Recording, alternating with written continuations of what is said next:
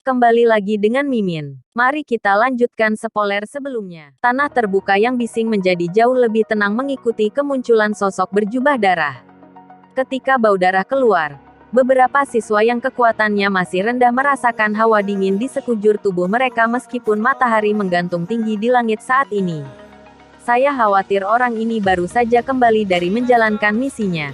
Aura berdarah ini bahkan lebih pekat daripada orang-orang dari wilayah sudut hitam. Alis wanita muda berpakaian merah menjadi vertikal. Muridnya menatap langsung sosok manusia berjubah darah itu sambil berbicara dengan lembut. Dia memang berhasil bergegas kembali. Ya, wajah Baisan yang awalnya tersenyum menjadi sedikit lebih gelap dan lebih khusyuk ketika dia melihat sosok manusia berjubah darah muncul. Di akademi luar Akademi Jianan, yang paling dia takuti bukanlah penyihir kecil, yang menyebabkan ekspresi orang lain berubah ketika mereka mendengar namanya.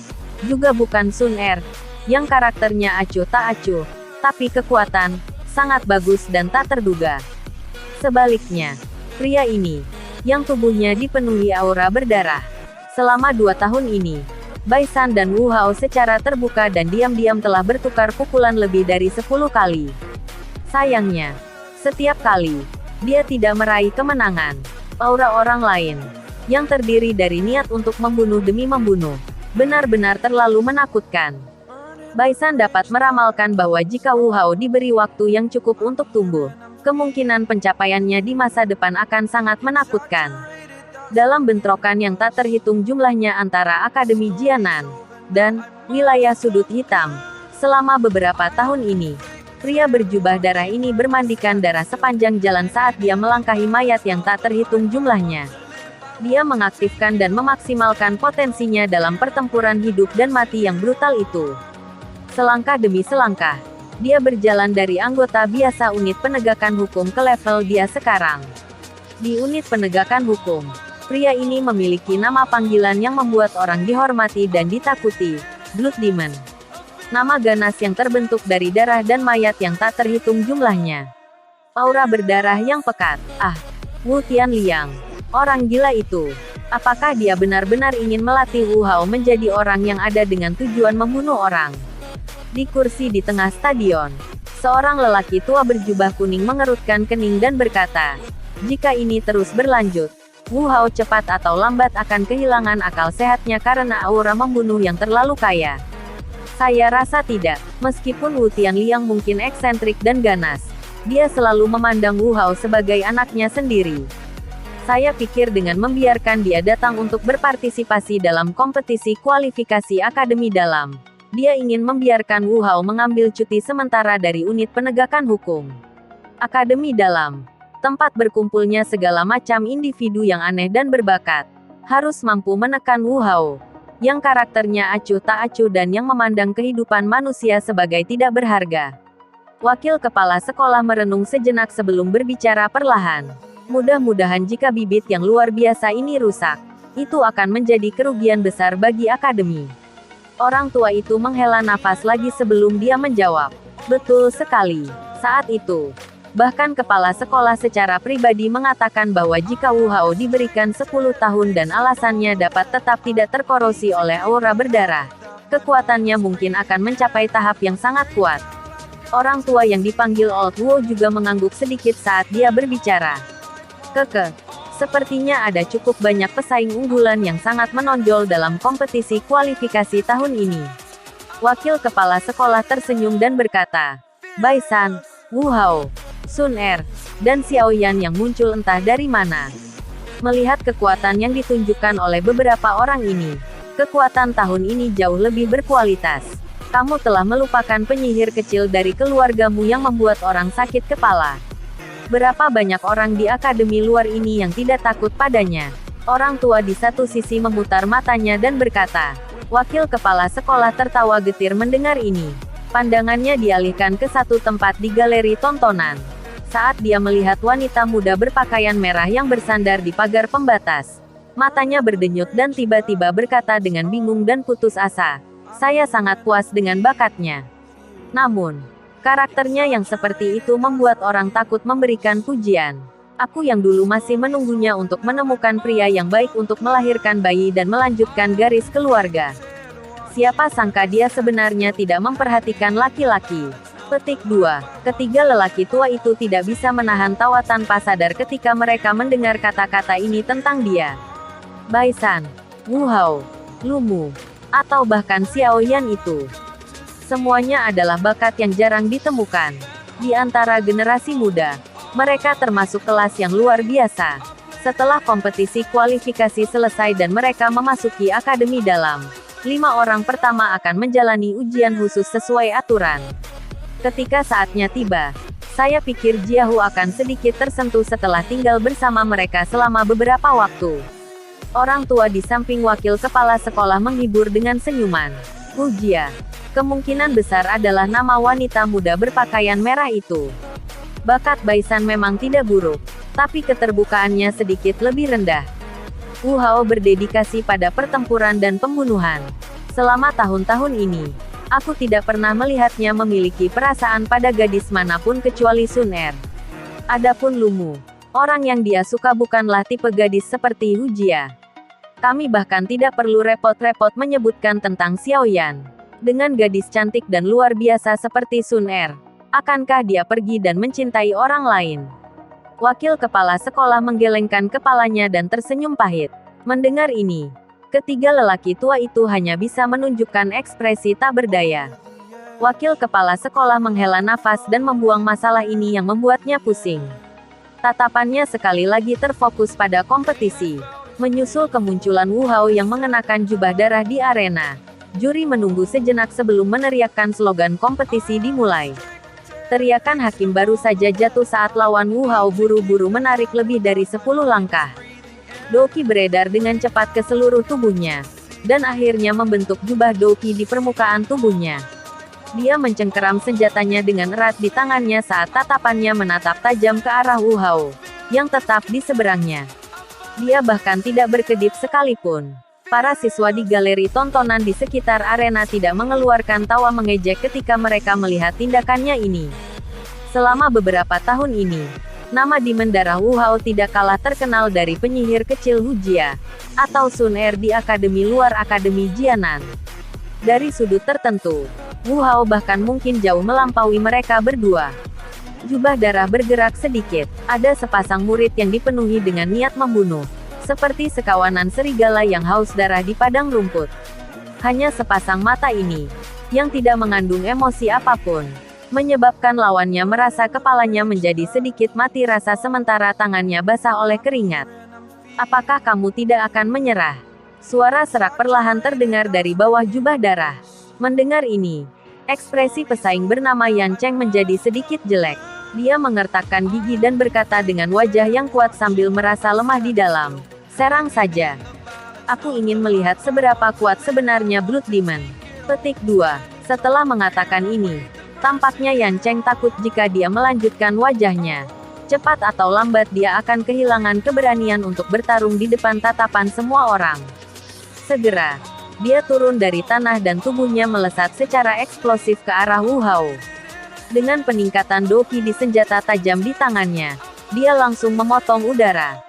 Sosok berjubah darah itu bahkan tidak bergerak saat menghadapi serangan Yan Cheng, yang mengandung sedikit amarah.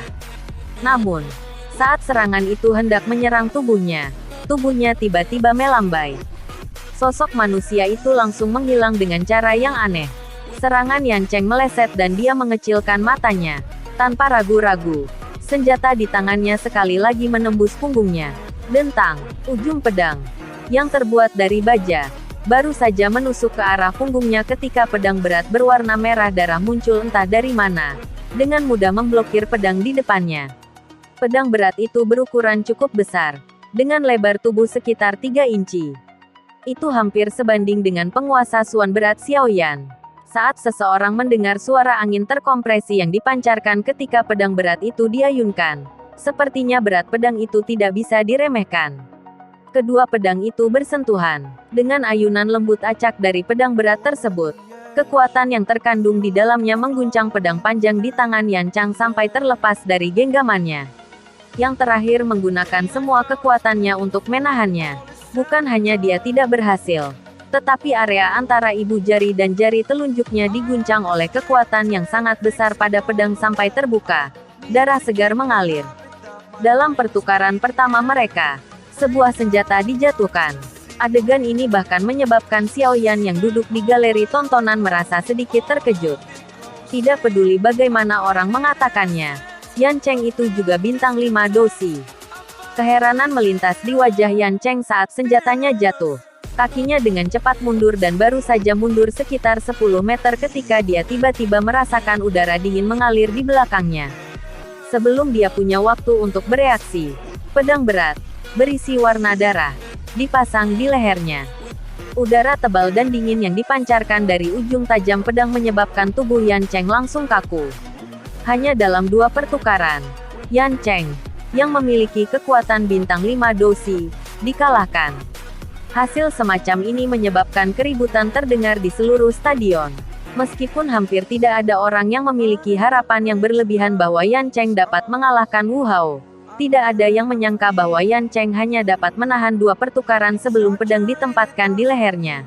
Sungguh kecepatan yang cepat. Saat Xiaoyan menyaksikan Wu Hao di arena memegang pedang berat berwarna darah sambil dengan tenang berdiri di belakang Yan Cheng, beberapa keseriusan muncul di wajah Xiaoyan. Hal terbaik yang Wu Hao lakukan adalah kecepatan. Selain itu, ia juga berlatih teknik Do kelincahan tingkat tinggi kelas Suan, Blood Shadow Flash.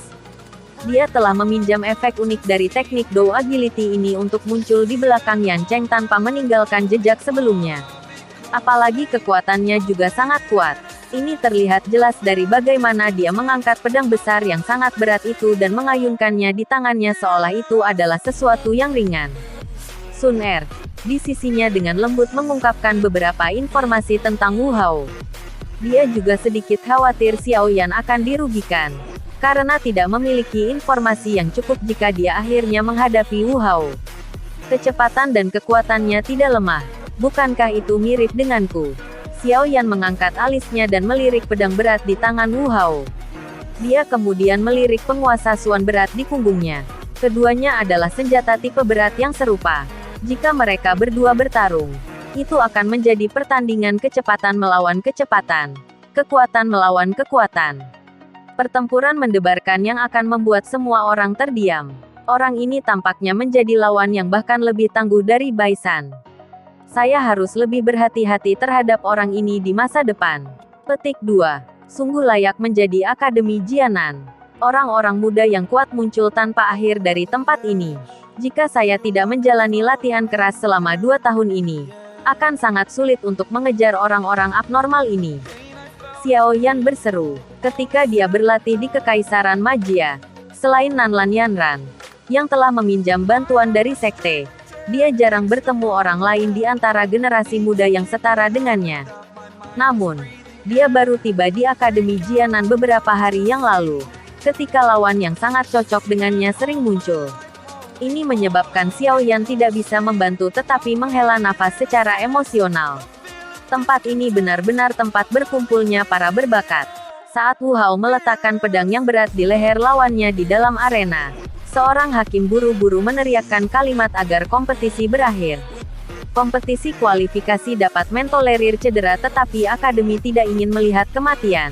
Oleh karena itu, ada aturan dalam kompetisi bahwa seseorang tidak dapat memberikan pukulan mematikan ketika pihak lain tidak memiliki kemampuan untuk melawan. Jika tidak, dia akan dihukum berat. Aturan ini adalah sesuatu yang mungkin dipatuhi orang lain tetapi bagi Wu Hao, yang terbiasa membunuh orang, itu hanyalah sesuatu yang sepintas. Oleh karena itu, hakim tersebut tidak berani menunda. Dia takut jika teriakannya terlambat sedetik, warna merah cerah lainnya akan ditambahkan ke pedang berat itu, yang sudah tercemar dengan darah segar yang tak terhitung jumlahnya. Pedang berat berwarna darah di tangan Wu Hao bergetar sedikit ketika dia mendengar teriakan hakim. Dia segera perlahan menariknya kembali. Saat pedang berat itu pergi, seluruh tubuh Yan Cheng menjadi kelelahan saat dia pingsan sambil berulang kali terengah-engah. Wu Hao mengabaikan Yan Cheng yang berlutut di samping kakinya. Jubah merah darahnya bergetar sedikit, dan sepasang mata acuh tak acuh perlahan bergerak ke atas di sepanjang galeri tontonan. Akhirnya, dia berhenti di tempat di mana Huang Class, Second class sedang menonton. Lebih tepatnya berbicara. Seharusnya itu berhenti di Xiaoyan, yang duduk di samping Sun Er. Di bawah fokus dari tatapan mata yang tak terhitung jumlahnya, dia mengangkat pedang berat berwarna darah di tangannya. Akhirnya, dia menunjuk Xiaoyan dari kejauhan. Suaranya yang serak dan acuh tak acuh bergema di seluruh stadion. Kamu adalah Xiaoyan. Apakah kamu berani turun dan bertengkar denganku?